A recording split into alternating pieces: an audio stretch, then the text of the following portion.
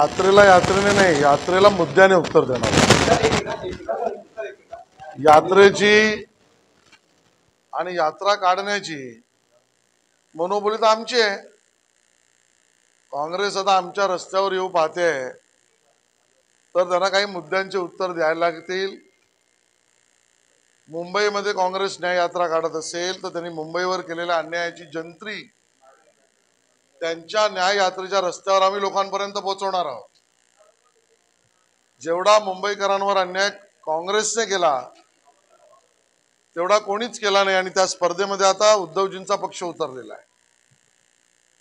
आणि काँग्रेसच्या न्याय यात्रेत जाताना लोक त्यांच्या समोर त्यांच्यावर झालेल्या अन्यायांची जंत्री आणि यादी वाचणार आहेत, ज्यामध्ये खटाखट 1,00,000 रुपये दर महिना येणार होते ते कुठे गेले प्रश्न विचारणार आहेत आम्ही. प्रश्न हा उपस्थित होणार आहे मुंबईकरांच्या वतीने. तुम्ही खोटं बोलून मतं घेतलीत.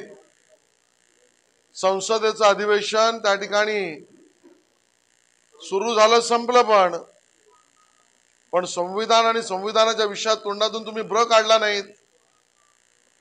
कारण काय? खोटं का बोललात? प्रश्न उपस्थित होणार आहे. प्रश्न उपस्थित हा होणार आहे की मुंबई आता हिरवा पलावळीच्या तोंडात घालण्याचा घाट काँग्रेसने घातलाय, तो प्रश्न उपस्थित होणार आहे. अरविंद नावाचा एक हिंदुत्ववादी कार्यकर्ता धारावीमध्ये त्या ठिकाणी त्याचा खून होतो. वर्षा गायकवाड आणि मुंबई काँग्रेस तिथे जात नाही, विचारपूस करीत नाही, पीडित परिवाराला भेटत नाही. मदत तर जाऊ द्या, का? कारण आरोपी हिरवी पिलावळ आहे म्हणून. प्रश्न उपस्थित होणार आहे, या खुनाला जबाबदार कोण?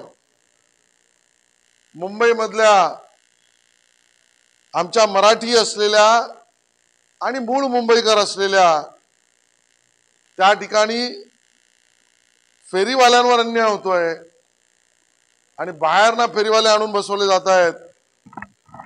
हिरवी पिलावळ तिथे सुद्धा वाढते. हे पाप काँग्रेसचं आहे.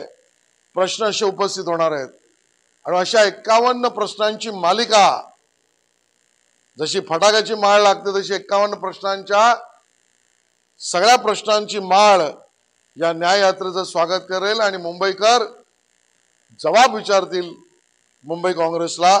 हे अभियान आम्ही चालवणार. राष्ट्रीय स्वयंसेवक संघ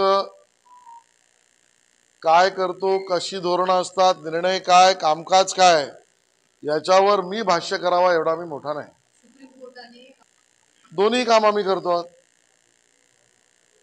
खरं तर सर्वोच्च न्यायालयासमोर पिटिशन काय मला माहित नाही, पण राजकीय प्रश्न उपस्थित करणे सर्वोच्च न्यायालयाच्या अखत्यारीत अपेक्षित आहे का, हाही प्रश्न आहे. आणि म्हणून शेतकऱ्यांनाही मदत आणि लाडकी बहीण योजनेचंही कार्यान्वित गती करणं दोन्ही आम्ही करतो आहोत.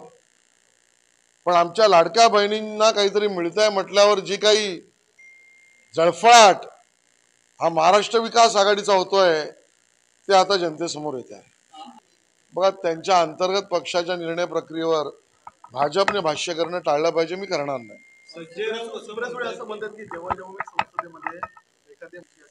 याची सत्य माहिती मला नाही, पण कदाचित असंही असू शकेल जेव्हा जेव्हा एखादं पाप त्यांचे पती करत असतील त्याच वेळेला त्या बोलत असतील संसदेत. मला वाटतं संजय राऊत आतापर्यंत बेताल्लुक बोलतात असं वाटलं होतं, बेमतलब बोलतात असं वाटलं होतं, पण संजय राऊत आता बालिशपणाचे खाली गेलेले आहेत. आणि म्हणून या बालिश प्रश्नांना उत्तर द्यावे असे प्रश्नच नाही. आणि म्हणून कदाचित महाराष्ट्रातील जनतेने यांना सत्तेमध्ये कधी आणलं नाही, आल्यानंतर चुकून ठेवलं नाही. कारण ज्या ज्या पद्धतीने सुरक्षा आवश्यक असलेल्या नेत्यांना दिली जाते, त्यांचे निकष, त्यांच्या बैठका, त्यांचे रिव्ह्यू हे पोलिसांच्या एका बोर्डासमोर होत असतात.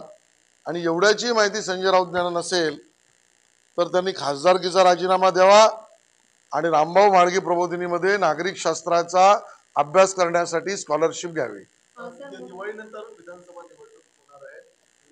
कधी होऊ दे, दिवाळीच्या आधी होऊ दे, दिवाळीच्या नंतर होऊ दे, विजयाची माळ महायुतीचीच असेल. सर, एकीकडे लाडकी बहीण योजनेसंदर्भात तुम्ही अहो पण तुम्ही इथे घाबरता कशाला?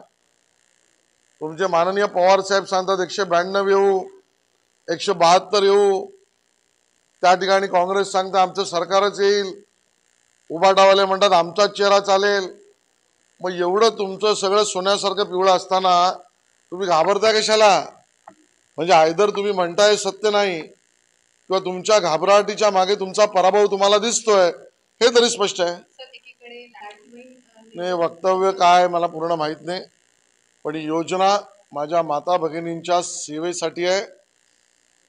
अडीअडचणीत गरजेला निकडीला जे पैसे त्यांच्याकडे पोचले पाहिजेत, जे त्यांच्या स्वतःच्या हक्काचे असले पाहिजेत, ते त्यांच्या डायरेक्ट अकाउंटवर पोचले पाहिजे आणि सेवा म्हणून जे सरकारने केलंच पाहिजे ते सरकार करत आहे.